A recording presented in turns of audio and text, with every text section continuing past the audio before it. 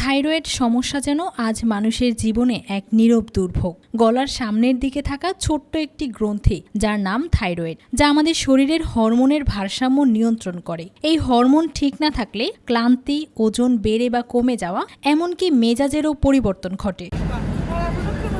এমন অবস্থায় অনেক কিছু খাওয়া বন্ধ হয়ে যায়, বিশেষ করে বাঁধাকপি আর ফুলকপি। কিন্তু সত্যিই কি এই সবজি থাইরয়েডের ক্ষতি করে?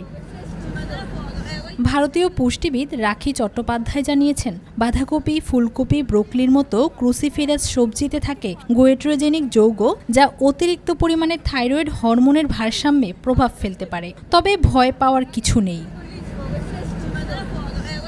অল্প পরিমাণে আর বিশেষ করে সেদ্ধ করে খেলে এই সবজিগুলো মোটেও ক্ষতিকর নয়, বরং সেদ্ধ করার ফলে ওই উপাদান অনেকটাই নষ্ট হয়ে যায়। ফলে মাঝে মধ্যে খাওয়া একদম নিরাপদ। তবে শুধু বাঁধাকপি বা ফুলকপি নয়, সয়াবিন, টোফু, কিছু বিনস ও বাজরা, এগুলোতেও গোয়েট্রোজেনিক উপাদান বেশি থাকে। তাই থাইরয়েডের রোগীদের জন্য এগুলোর পরিমাণ নিয়ন্ত্রণে রাখা জরুরি। হ্যাঁ, প্রসেসড সোয়া চাংস মাঝে মাঝে খাওয়া যেতে পারে, কারণ প্রক্রিয়াজাত করার সময় ক্ষতিকর উপাদান অনেকটাই কমে যায়। এ অবস্থায় দরকার হরমোন কম হলে কার্বোহাইড্রেট ও নিয়ন্ত্রিত ক্যালোরিযুক্ত খাবার, আর হরমোন বেশি হলে ব্যালেন্সড ডায়েট, পর্যাপ্ত প্রোটিন আর নিয়মিত শরীরচর্চা।